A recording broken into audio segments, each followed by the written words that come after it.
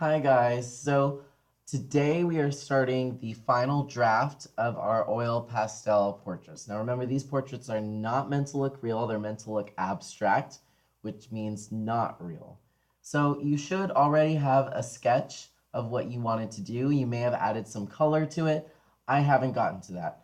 I did my sketch in Sharpie so that you could see it on the Elmo, but yours is in pencil. Today you're going to be given a brown piece of paper. This is where your final sketch is going to come in. So before you do your final sketch, I want you to think about what things you would like to change. Maybe there's some things that you really like and that you're going to plan on keeping. For instance, I really like the eyes, but I did not like how my eyelashes looked over here, so I did not include them over here.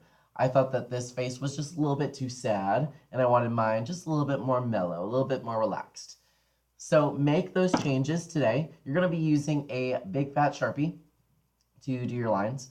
You can sketch your lines in pencil before you go in with the Sharpie. That's what I would suggest because the Sharpie is never coming out and you're not getting another brown piece of paper. Before we start the pastel, we want to make sure that we have our names on it. We're not going to put our names on the front. Usually we put it on the bottom left-hand corner, but we're actually just going to turn it over and put our names on the back. When you're ready to start using the oil pastel, you will have a tray that's for you and your table. You're going to be using analogous colors. So analogous color means colors that are neighbors on the color wheel. You can find that color wheel in the back. So it's on the wall, permanently painted for you. So I know that yellow and orange are analogous colors because they're right next to each other on the color wheel. So I might put some of this yellow down, maybe on the lips. Remember, this does not have to look real. I've never seen someone with yellow lips, but who says that your artwork can't have yellow lips? And then I'll put the orange right next to it. Let's talk a little bit about those transitions. So let's say I want to do maybe some green turning into blue. So I'll go ahead and put my blue down.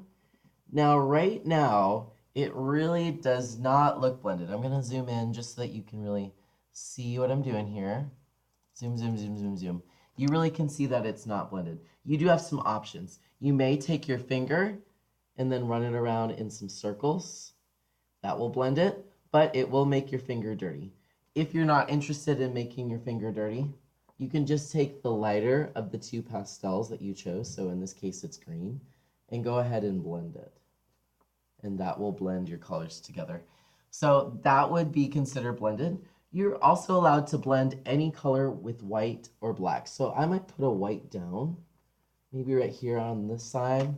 And then I'm also going to take, an orange and put that right next to each other. I'm going to use my finger this time to blend.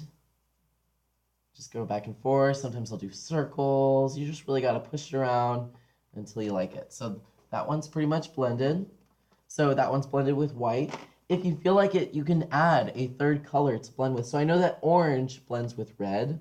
I'll put a little bit of red down. And then that gives you 3 different color transitions. It makes it look very interesting. Like I said, you can also use black. So I'll show you what that looks like now. I usually put down the black first where I want it. And then I will change to some blue.